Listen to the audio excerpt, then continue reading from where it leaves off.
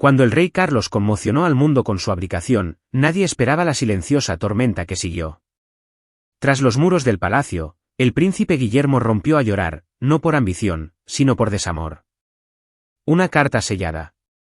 El recuerdo de Diana. Un hijo llamado repentinamente a gobernar. Esta no fue una transición real. Fue un ajuste de cuentas emocional. El momento en que William fue informado dentro de los muros del palacio. Fue justo después del atardecer cuando el príncipe William fue convocado solo al castillo de Balmoral. Sin consejeros, sin Catalina, sin séquito de seguridad, solo un mensaje discreto del rey. Vamos. Dentro de las antiguas murallas escocesas, el tiempo parecía congelado. Los pasillos estaban inquietantemente silenciosos. El peso de la corona flotaba en el aire. El rey Carlos, pálido y visiblemente conmocionado, estaba sentado en el salón, aferrado a un sobresellado. Cuando Guillermo entró, el rey se levantó, pero no dijo nada. Simplemente extendió la carta con manos temblorosas.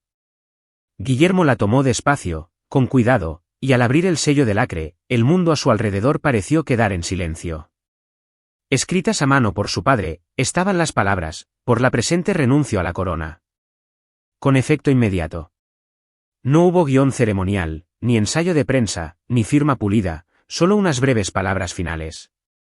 Un rey dimitiendo y un hijo alzándose.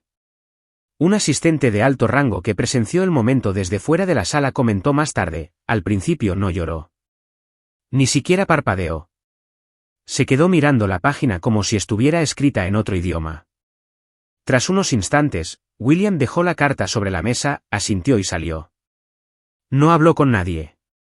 Caminó por el pasillo hasta la pequeña capilla del palacio y cerró la puerta. Fue allí, solo, rodeado de velas y vidrieras, donde Guillermo se derrumbó. Un asistente que más tarde entró en la capilla para ver cómo estaba, encontró al príncipe sentado en el primer banco, cabizbajo y con los hombros temblorosos. No solo lamentaba la abdicación. Lamentaba la presión, la responsabilidad, el pasado. Y, sobre todo, la pérdida de su madre. El hombre que pronto sería rey acababa de heredar una corona que nunca pidió. Y en ese momento, solo quería a su madre. El colapso emocional de Guillermo por la ausencia de Diana. Tras regresar a sus aposentos privados en el castillo de Balmoral, el príncipe Guillermo cerró la puerta silenciosamente tras él y la cerró con llave. Sin seguridad, sin ayuda, sin familia. Solo el peso de una decisión que no había tomado, pero que ahora debía asumir. No habló. No comió. No respondió a ninguna llamada, ni siquiera del arzobispo ni de los auxiliares superiores que se preparaban para lo que vendría después.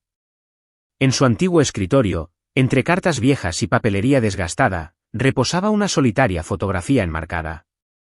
Una joven Diana, sonriendo en los jardines del Palacio de Kensington, vestida de azul claro entre risas. Era la foto que había decidido guardar desde la universidad. Un trocito de su pasado, un trocito de ella. Según el personal del palacio, Guillermo permaneció inmóvil frente a esa foto durante casi una hora.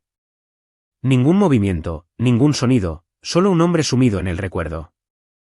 Entonces, con una voz apenas superior a un susurro, habló. Ojalá estuviera aquí. Las palabras eran pequeñas, pero contenían el peso de 1000 penas no expresadas.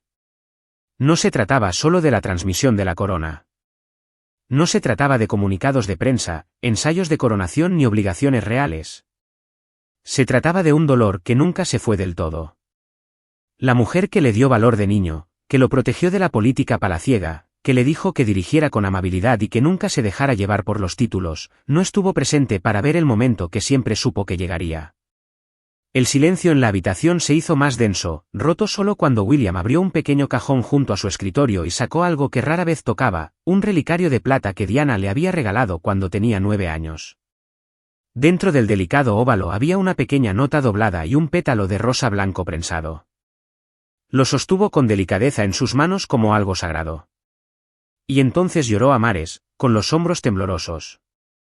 No como un príncipe, ni como un estadista, ni siquiera como un padre, sino como un hijo que aún extrañaba a su madre.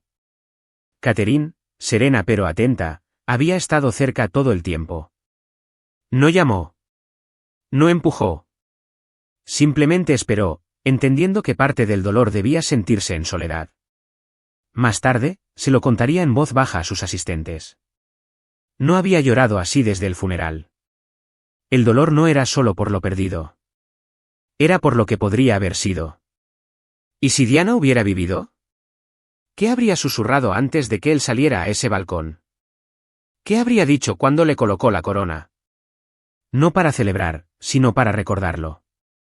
Y cuanto más fácil habría sido este momento si ella hubiera estado allí para decir, estoy orgullosa de ti, en persona. En cambio, la habitación resonó en silencio. La única luz provenía de una vela que parpadeaba junto a su foto. Tras los muros del palacio, el mundo se preparaba para anunciar un nuevo monarca. Pero en aquella habitación cerrada de Balmoral, un hijo se desmoronaba bajo el dolor de convertirse en el hombre que su madre soñó que sería sin ella para presenciarlo. Finalmente, William se levantó, con el relicario aún en la mano, y miró por la ventana hacia las colinas escocesas. El mundo exterior esperaba fuerza, estoicismo, deber. Pero en ese fugaz instante, se permitió sentir aquello de lo que la corona jamás podría protegerlo. Anhelo, arrepentimiento y el vacío inabarcable que Diana dejó atrás, el público pronto vería a un príncipe seguro y sereno, listo para el futuro. Pero tras las puertas cerradas, bajo el escudo real, un niño que una vez sostuvo la mano de su madre en el dolor, ahora guardaba su recuerdo en silencio. Y las lágrimas que derramó no eran por el trono. Eran para ella. La carta de Diana que lo cambió todo. Justo cuando el palacio creía que la situación ya no podía ser más emotiva, una voz olvidada regresó. Días antes de la abdicación, Guillermo recibió una carta de su difunta madre, la princesa Diana, sellada y sin abrir durante casi 3 décadas. El sobre formaba parte de las pertenencias personales de Diana, guardado en el archivo privado del Palacio de Kensington y jamás tocado desde su fallecimiento. Estaba marcado a nombre de mi futuro rey y solo se abriría cuando el momento lo considerara oportuno. Según fuentes palaciegas, fue la antigua niñera de Guillermo quien le recordó la carta después de la reunión de Balmoral. Conmocionado por el peso de la decisión de su padre, William regresó a Londres, recuperó la carta él mismo y la leyó a solas, a puerta cerrada. Lo que encontró dentro fue nada menos que profético. Diana había volcado su corazón en el papel. No habló en términos reales ni en tono ceremonial. Escribió como una madre que intentaba proteger a su hijo de un mundo que conocía demasiado bien. Si llevas la corona, llévala con amor, no con miedo. Nunca dejes que el poder te enfríe. Pero una frase sobresalía, conmovedora y desgarradoramente precisa. Puede llegar el día en que la corona se sienta como una carga y quienes te rodean hablen más fuerte que tu corazón. Ese día, recuerda quién eres y quién te crió. La carta también incluía una escalofriante advertencia sobre Camila, escrita con claridad y no con amargura. El público podrá perdonar muchas cosas, pero nunca olvidará quién estaba allí cuando lloré. William quedó tan conmovido por la carta que tomó una decisión que le cambió la vida. Regresó a Balmoral y solicitó una audiencia con su padre, no como hijo, sino como el futuro monarca.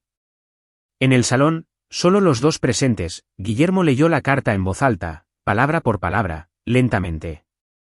Carlos, que había visto bastantes documentos reales, se dice que se quedó paralizado y luego rompió a llorar. Los auxiliares de palacio afirmaron que ese momento rompió la resistencia que le quedaba al rey. Carlos susurró, esta es su última voz, y la oigo ahora. Esa misma noche, finalizó la carta de abdicación con su secretario privado. La carta de Diana no solo influyó en una decisión, sino que puso fin a una lluvia de calumnias. Y al marcharse Guillermo de aquella reunión, no sentía el poder en sus manos. Sentía un legado en el pecho. El papel de Catalina en la consolidación de Guillermo. Mientras la monarquía se tambaleaba y la corona se tambaleaba entre generaciones, una mujer se alzaba con fuerza tras bambalinas. La princesa Catalina. No pronunciaba discursos.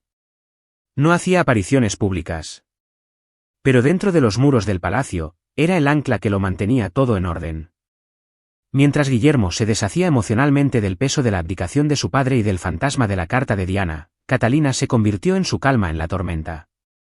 Según los asesores reales, Catalina fue la primera persona en quien Guillermo se confesó tras leer la carta.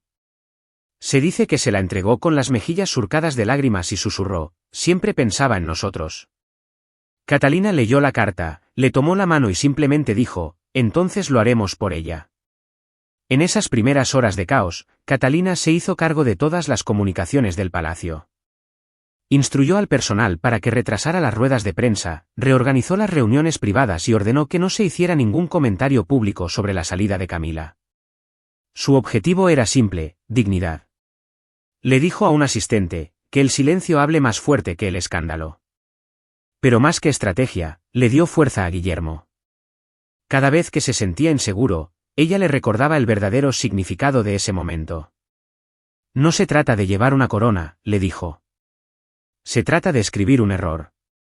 Fuentes afirman que Catalina invocó tanto el sentido del deber de la reina Isabel II como la empatía de Diana al guiar a Guillermo a través de su devastador sufrimiento emocional.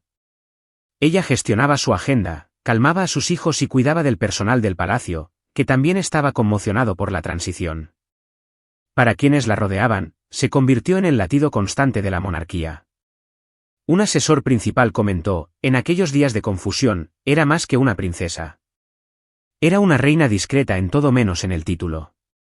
Al final de esa semana, Guillermo había comenzado a asumir su nuevo rol, no con el peso del dolor, sino con la gracia de alguien que recibe un impulso. Y ese impulso provino de una sola persona. Catalina no solo lo mantuvo sereno. Le recordó por qué podía liderar. La última conversación privada de Carlos y Guillermo. Antes de que el mundo lo supiera, antes de que saltaran los titulares, la abdicación se confirmara en todas las pantallas del Reino Unido. El rey Carlos y el príncipe Guillermo se encontraron por última vez como padre e hijo sin títulos, sin barreras. Ocurrió en un estudio privado en Higrove. Solo 2 sillas, una chimenea y casi 75 años de dolor entre ambos. Fuentes cercanas al palacio afirman que Carlos parecía cansado, más viejo de lo habitual, no solo físicamente, sino también espiritualmente. Le pidió a Guillermo que se sentara y simplemente dijo, sin prensa, sin personal, solo nosotros. Lo que siguió no fue una reunión. Fue un ajuste de cuentas. Carlos empezó disculpándose, no por abdicar, sino por todo lo demás. Según se dice, le dijo a Guillermo, no fui el padre que tu madre quería que fuera. No fui el rey que ella imaginaba, y lo sé. Guillermo, ya emocionalmente agotado por los días de turbulencia, no lo interrumpió. Simplemente escuchó. Carlos continuó hablando de su arrepentimiento, su culpa y el papel que Camila desempeñó no solo en el pasado, sino en la forma en que el público percibía su reinado. Pensé que el amor podría arreglar la corona, dijo Carlos.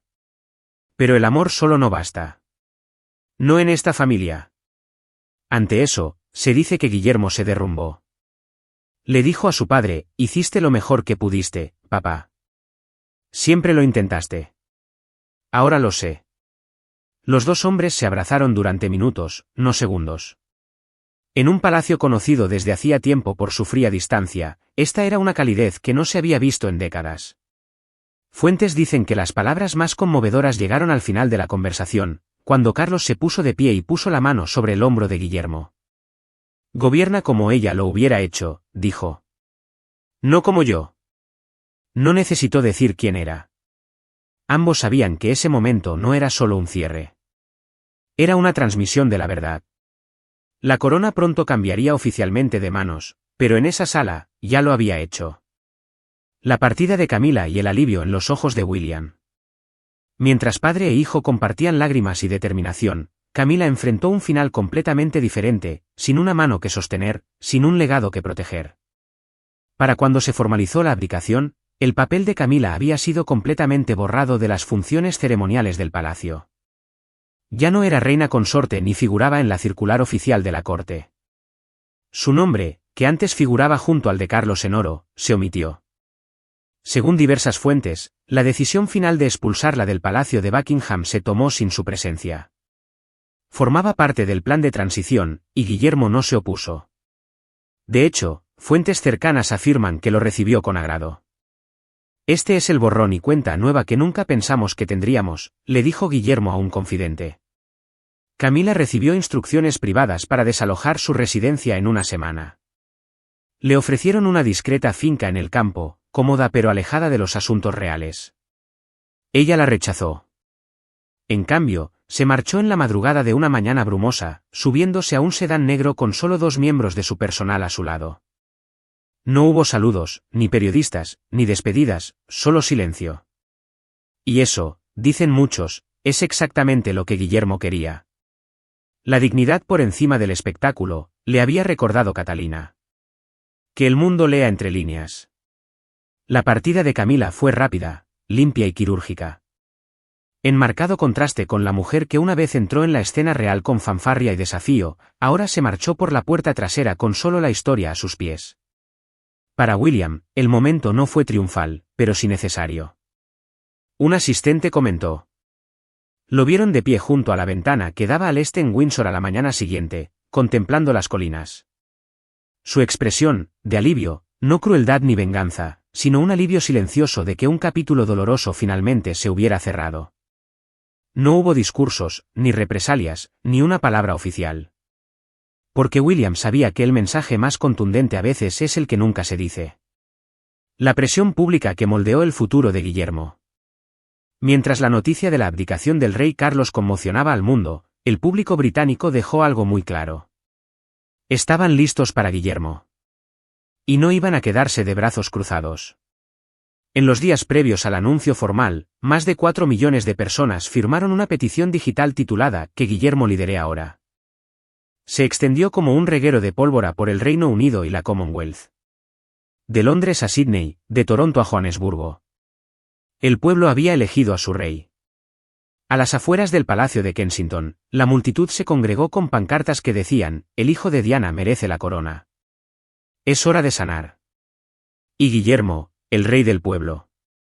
No se trataba de simple curiosidad pública. Este fue un movimiento real.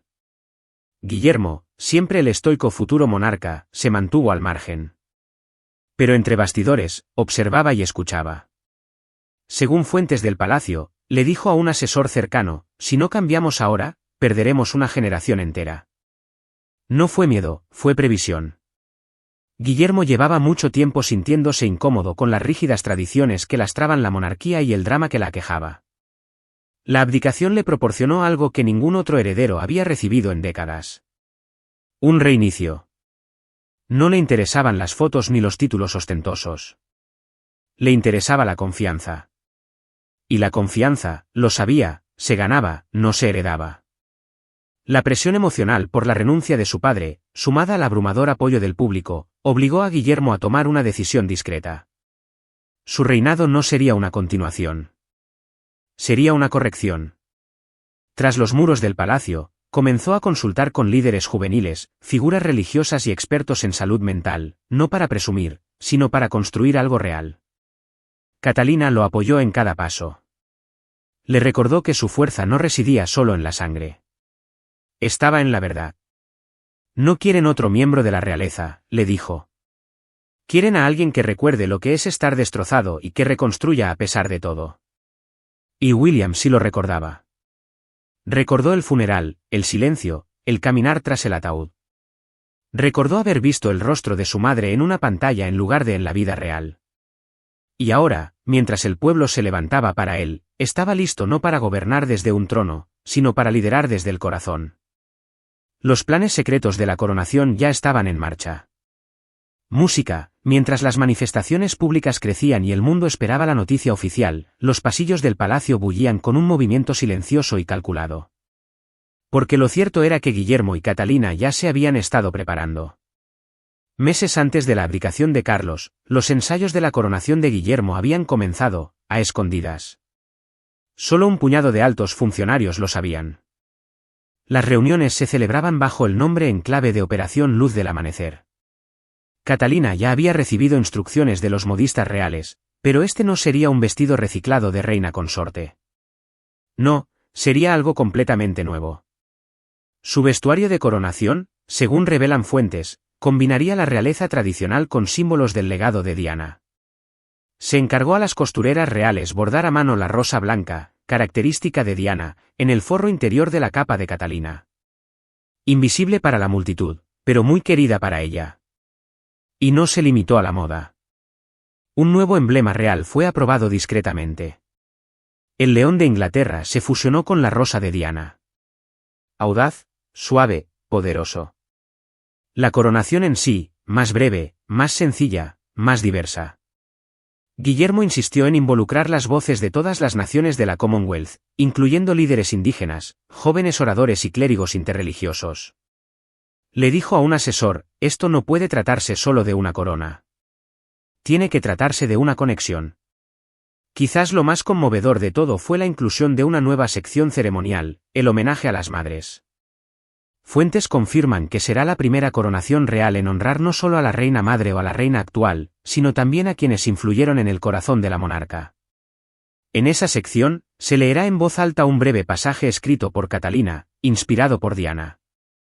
Dice, ella le dio al mundo una voz cuando no la tenía. Dio a sus hijos la fuerza para convertirse en hombres, y le da a este reinado el alma que le faltaba. Se esperaba que este simple pasaje hiciera llorar a la multitud en la abadía de Westminster. Y, sin embargo, nada de esto se había compartido con Carlos ni con Camila. Porque Guillermo y Catalina sabían que no se trataba de aprobación.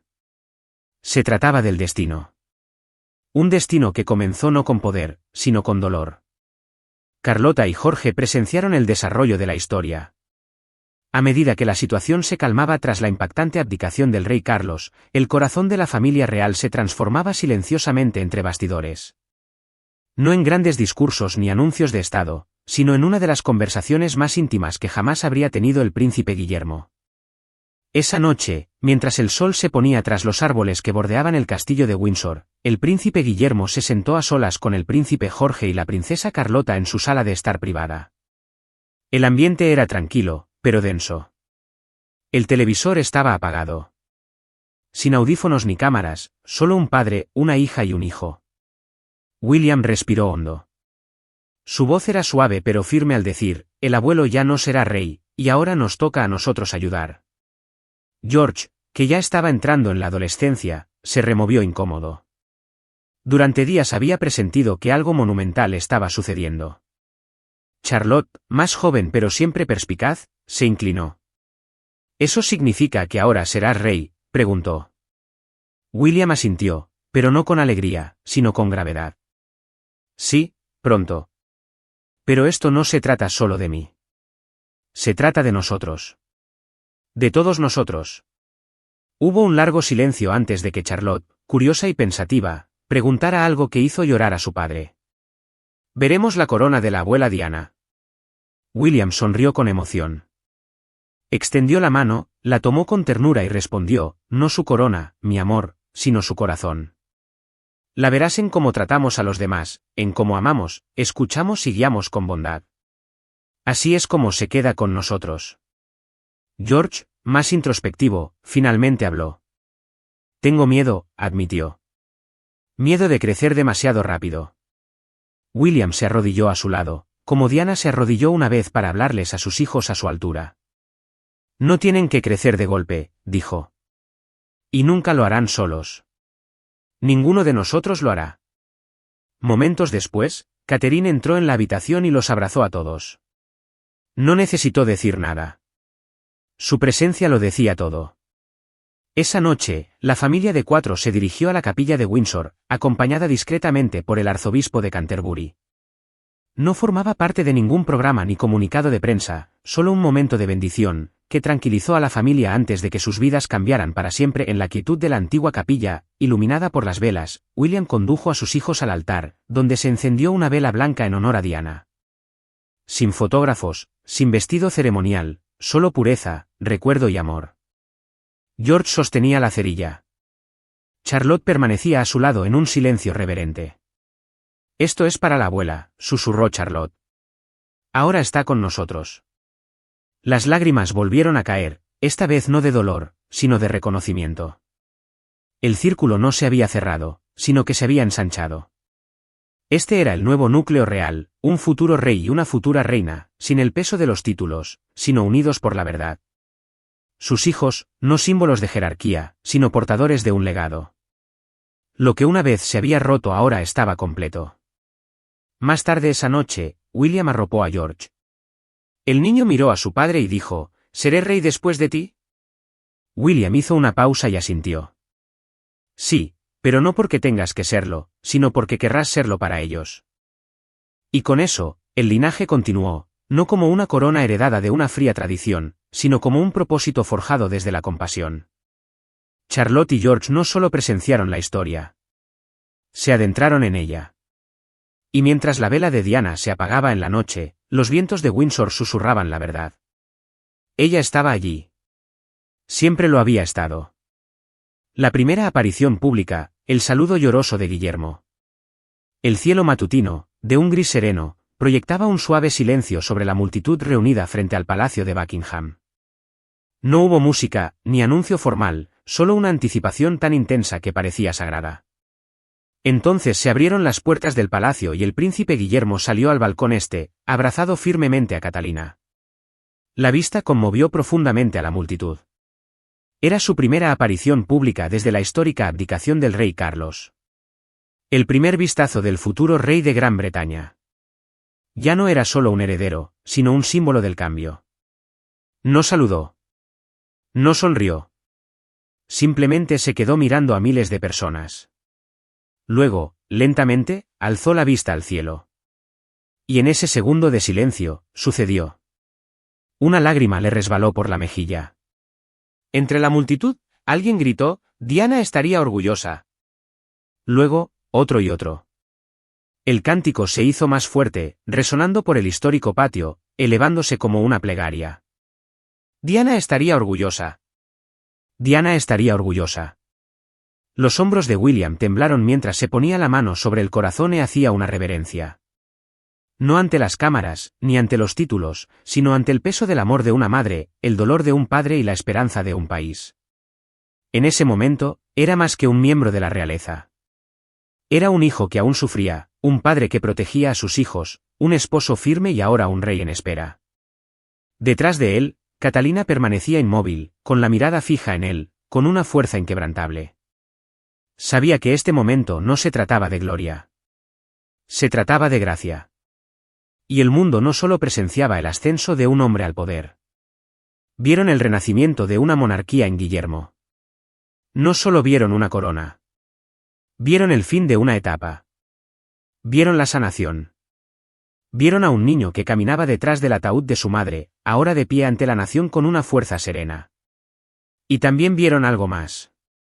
El sueño de Diana finalmente se hizo realidad. Y todo había comenzado con lágrimas. Mientras Guillermo se adentra en su destino, el mundo ve más que un futuro rey. Ven a un hijo que nunca olvidó a su madre y a un hombre marcado para siempre por la pérdida. Al final, no fue la corona lo que lo hizo llorar. Fue el recuerdo de quien debería haber estado a su lado.